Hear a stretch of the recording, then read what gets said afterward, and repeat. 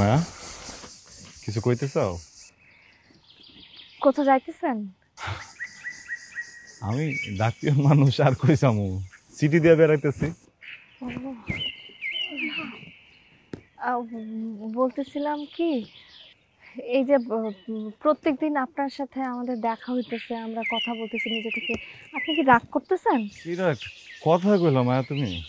হ্যাঁ, রাগ করার কি আছে? আমি তো নিজেও তোমাকে লগে কথা কই না।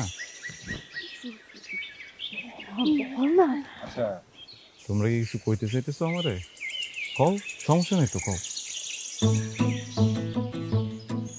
হইতে চাইতেছিলাম কি, মানে মানে মুক্তা আপনার কিছু বলতে চাইতেছে। কও, মুখটা কও।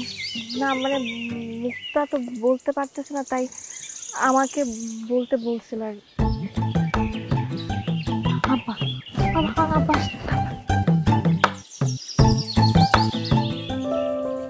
মায়া, কিছু কইবেন?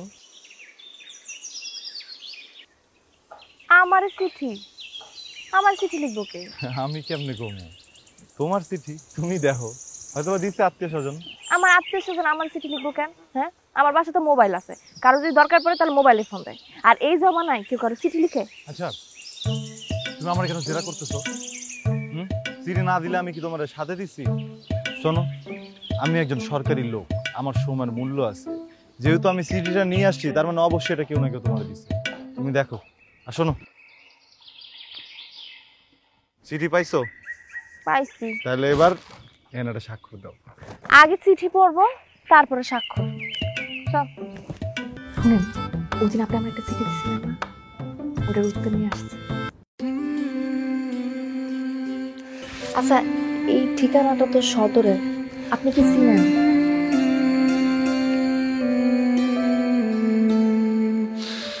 তাহলে কি ঠিকঠাক মতো পৌঁছায় দিয়ে দেখে যেতে ভুল থাকে না।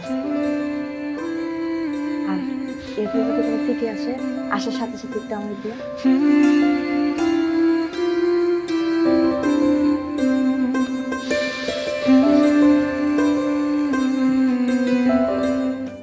চাচি, আসসালামু আলাইকুম। আরে তুমি আমগো বাড়ি? হ্যাঁ, রাজা ভাই কই? রাজা ভাই আমার কি দরকার? ও তো ঘরেই ছিল, মনে হয় পুকুর পাড়ে গেছে। মা এই দাঁড়াও, তোমার যাওয়ানোর কাম নাই, আমি রাজা এটা আনতেছি। আচ্ছা